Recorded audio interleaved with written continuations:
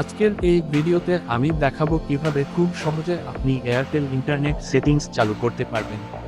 প্রথমে আপনার ফোনের সেটিংসে যান, তারপর মোবাইল নেটওয়ার্ক বা সিম এবং নেটওয়ার্ক সেটিংস অপশনটি খুঁজে বের করুন।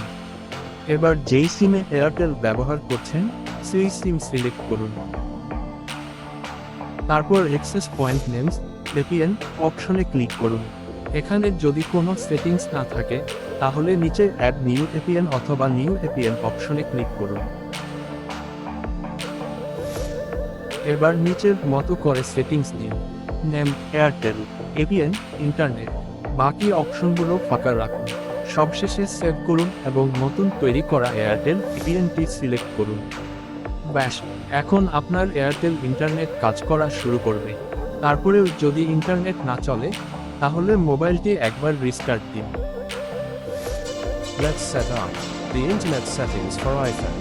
Follow the process shown in the video.